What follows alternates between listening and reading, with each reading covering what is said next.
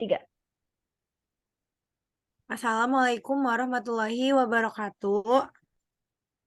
Di sini kami akan mempresentasikan siklus turbin uap part 6 yang berjudul siklus Rankine regeneratif yang ideal.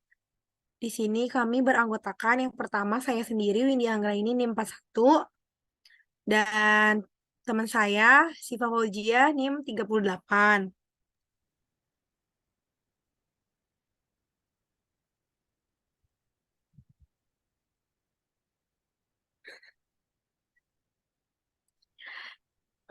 Yang pertama,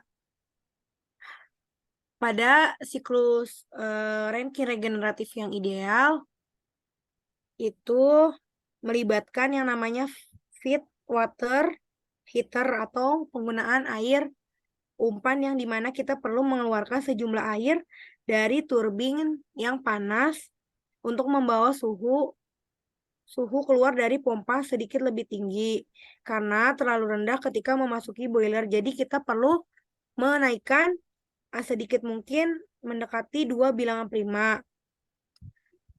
Nah, pada siklus Rankine regeneratif yang ideal itu terdapat dua metode. Ada metode yang pertama yaitu memperluas uap dalam penukaran panas yang dimana aliran baik yang dibangun akan memasuki ke dalam turbin. Contoh gambarnya yang di sini ada gambarnya di sini yang boiler, turbin, pump, sama kondenser. Pada metode yang pertama pada siklus Rankine regeneratif itu pada metode pertama itu tidak praktis dan sulit untuk dirancang. Dan itu akan membawa tahap akhir di mana X di turbin akan lebih rendah. Karena metode pertama ini sulit, maka cara yang lebih baik kita akan masuk ke metode yang kedua. Pada metode yang kedua ini itu dengan menggunakan ekstraksi uap dari turbin di berbagai titik dan lalu gunakan untuk memanaskan yang keluar dari pompa dengan benar. Jadi ini bisa dilakukan dengan menggunakan feed water heater atau regenerator. Di sini kan ada gambar nih, gambar yang boiler, turbin, FWH, kondenser, pump 1 sama pump 2. Itu penjelasannya itu saat air panas itu keluar dari boiler, itu nantinya akan masuk ke dalam turbin. Nah, yang kemudian akan diekspansikan. Nah, saat keluar dari turbin, suhu tersebut masih dalam keadaan tinggi. Nah, atau panas, tekanannya juga ikut tinggi. Lalu akan didifraksi. Nah, difraksi laju aliran massa akan diekstrak keluar dari turbin, dari keluar dari turbin yang nantinya ke dalam sistem pemanasan air. Cairan yang tersisa di dalam turbin akan dikurangi atau sama dengan 1 min Y. Jadi si turbin ini Y, jadi masuk ke FWH itu 1 min Y. Dan akan menuju ke dalam kondenser mengikuti aliran. Jadi dari boiler, turbin, lalu ke kondenser. Terus setelah keluar dari kondenser, maka masuk ke dalam pompa pertama. Pompa pertama, habis dari si pompa pertama, itu akan masuk ke dalam FWH. FWH itu singkatannya dari feed water heater. Habis dari feed, feed water heater, itu suhu tersebut akan dinaikkan oleh fluida dan diekstrak keluar dari turbin. Jadi dari turbin ke kondenser, ke pump ke pump 1, habis dari pump 1 ke FH, dari FWH itu nanti akan keluar terus ke dalam ke pompa kedua. Nah, kemudian pompa kedua diangkat dan langsung kembali ke boiler.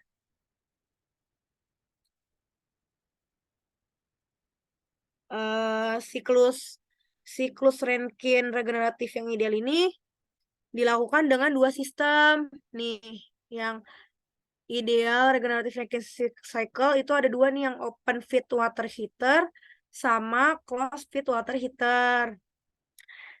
Open feed water heater atau OFWH itu artinya pemanas air umpan terbuka. Sedangkan closed feed water heater itu pemanas air umpan tertutup. Kalau open feed water heater itu pemanas air umpan terbuka melibatkan sistem semacam yang ditunjukkan pada metode kedua, yang memungkinkan pencampuran terjadi di dalam sistem.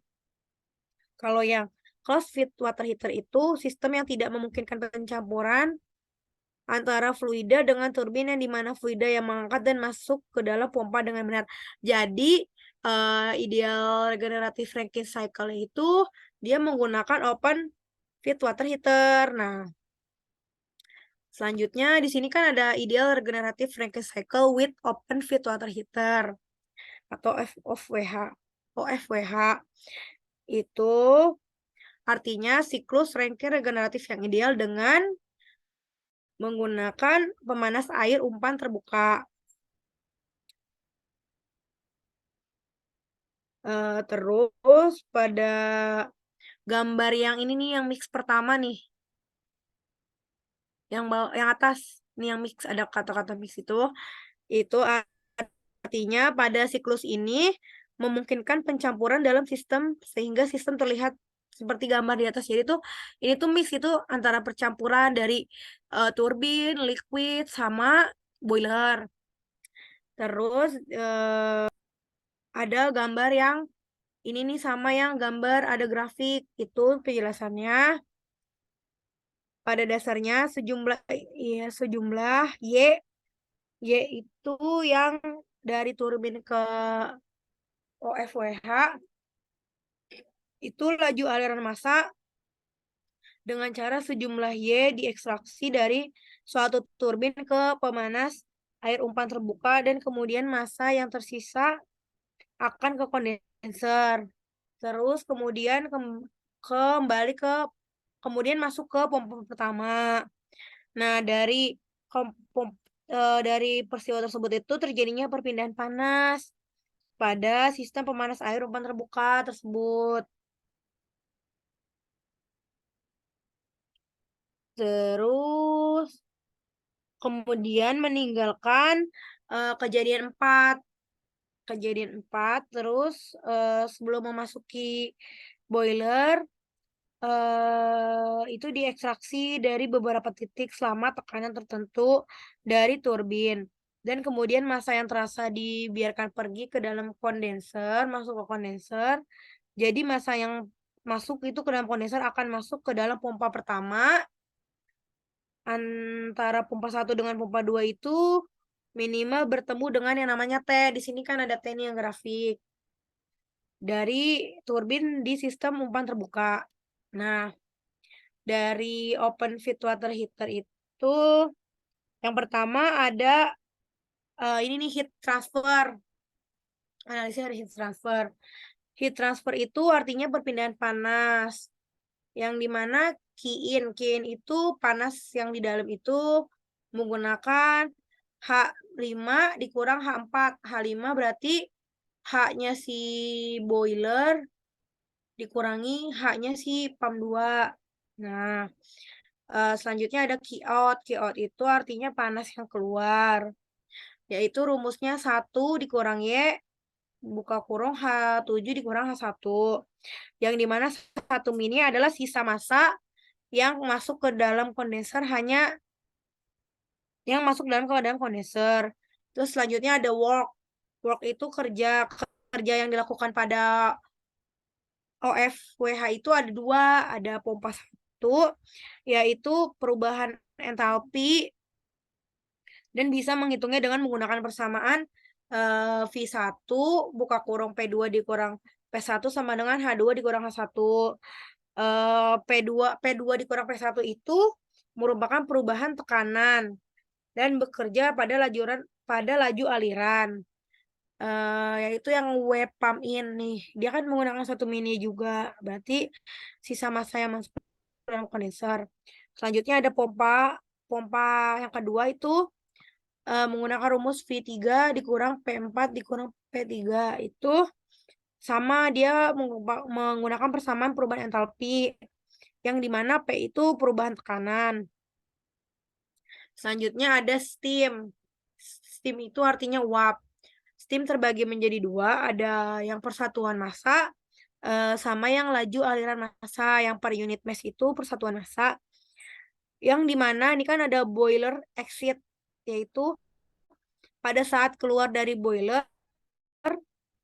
itu maka si uapnya itu jadi 1 kilogram per uap saat si pintu keluar dari turbin. Nah, si titik 6 itu di sini ada titik 6 yang di grafik itu sebagai Y dan 7 itu sebagai 1 min Y atau sisa massa dari dalam kondenser. Nah, dia menggunakan persamaan yang dimana Y sama dengan M. M.6 per M.5. Ini tuh persamaan fraksi massa. Lanjut, ada yang laju aliran massa atau mass flow rate. Nah, ini kan ada boiler exit. Nah, pada saat keluar dari boiler itu menggunakan persamaan yang dimana M dot sama dengan M.5.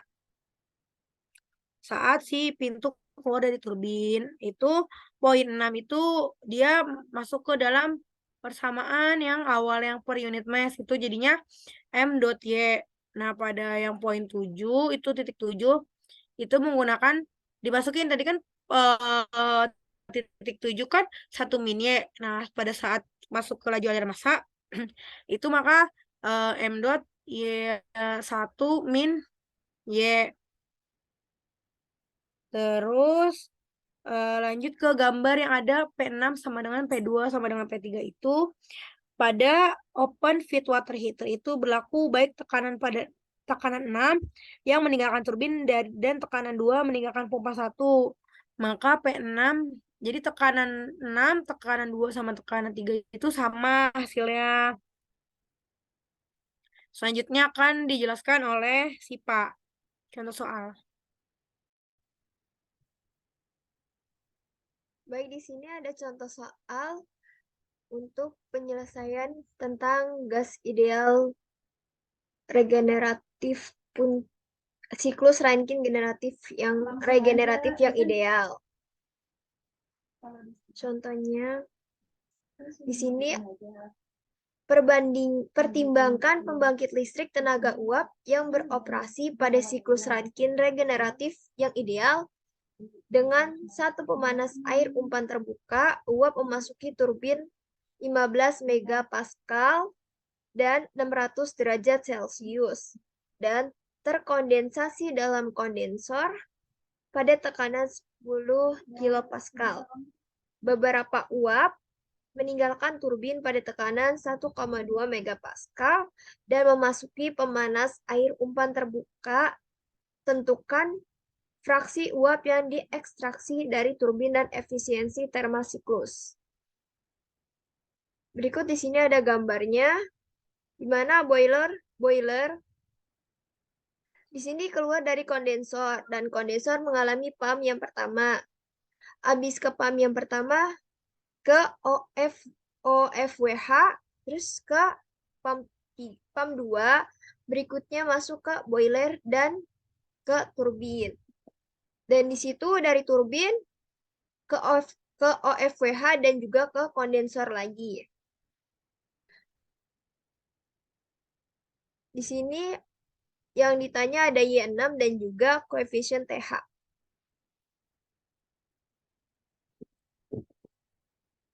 Di sini ada solusinya, di mana campuran tentukan fraksi uap yang diekstraksi dari turbin dan efisiensi thermal siklus. Dari data yang diberikan, di sini ada P4 sama dengan P5. Tekanan 4 dan tekanan 5 itu 15 megapascal, tekanannya sama. Dan di sini ada suhunya suhunya 600 derajat Celcius. Dan tekanan 1 sama dengan tekanan 7, yaitu 10 kilopascal. Dan juga ada tekanan 6 sama dengan tekanan 3 dan sama dengan tekanan P2. Tekanannya sama, yaitu 1,2 megapascal. Rumusnya dari koefisien TH ini adalah W net per Q in sama dengan 1 dikurang Q out per Q in.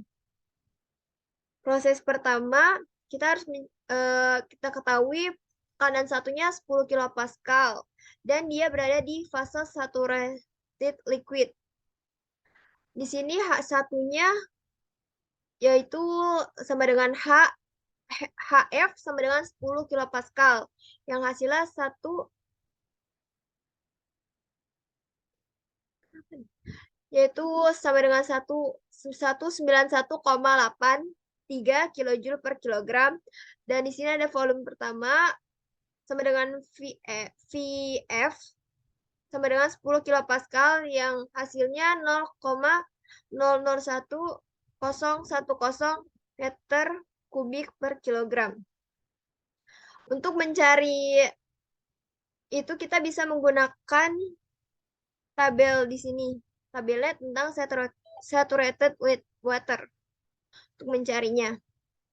Dan step kedua, sini ada isentropik prosesnya. Proses isentropik. Dan di sini diketahui ada tekanan 2, yaitu 1,2 megapascal, dan ada S2 sama dengan S1. S2 dan S1-nya hasilnya seimbang.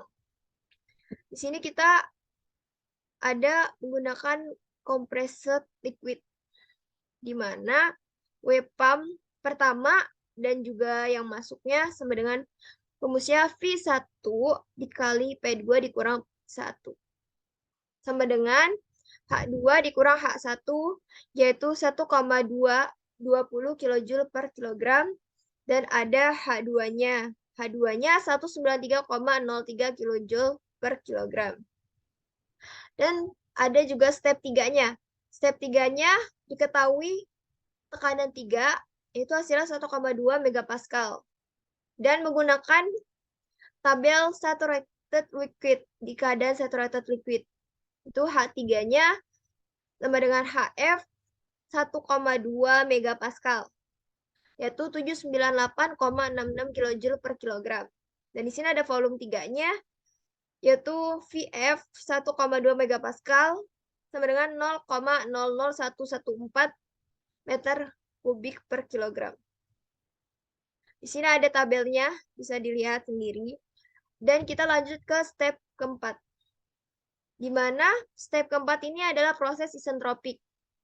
Diketahui ada tekanan 4-nya 15 megapascal dan ada S4 sama dengan S3-nya seimbang hasilnya. Di sini kita menggunakan compressed liquid untuk tabelnya itu, dan juga ada wave pump 2 dan masuknya sama dengan V3 dikali P4 dikurang P3 sama dengan H4 dikurang H3. Hasilnya yaitu 15,73 kilojoule per kilogram dan ada H4-nya 814,39 kilojoule per kilogram. Dan ada step kelima, yaitu tekanan 5-nya 15 megapascal, suhunya yang kelima itu 600 derajat Celcius. Dan di sini memakai tabel superheated vapor dan ada H5-nya itu 358,23 dan S5-nya itu 6,6776. Sini ada di tabelnya, terlihat. Kita lanjut ke step yang ke-6. Step yang ke-6 ini tentang isentropik proses juga. Tekanannya 1,2 megapascal. Sini dapat dilihat 1,2 megapascal. Dan S6-nya itu sama dengan S5, yaitu 6,6776 kilojoule per kilogram. S6-nya itu lebih besar dibandingkan Sg-nya itu 1,2 megapascal, yaitu 6,5233 kilojoule per kilogram kali Kelvin. Dan di sini pakai superheated vapor, yaitu H6-nya 2859,54 kilojoule per kilogram. Di sini ada tabelnya superheated water. Lanjut ke step yang ketujuh, juga menggunakan proses isentropik. Di sini tekanannya 10 kilopascal dan S7 sama dengan S6 hasilnya 6,6776 kilojoule per kilogram Kelvin. SF-nya itu 10 kilopascal, di mana SF-nya itu lebih kecil dibandingkan S7 dan lebih kecil dibandingkan Sg 10 kilopascal. Kita memakai tabel saturated mixture. Sini ada rumusnya X7 sama dengan S7 dikurang SF 10 kilopascal per SFG-nya 10 kilopascal. Dan ketemu hasilnya 0,8037. Dan H7-nya itu pakai rumus HF 10 kilopascal ditambah X7 dikali HFG 10 kilopascal. Dan hasilnya ketemu 2115,0 kilojoule per kilogram. Dan data yang didapat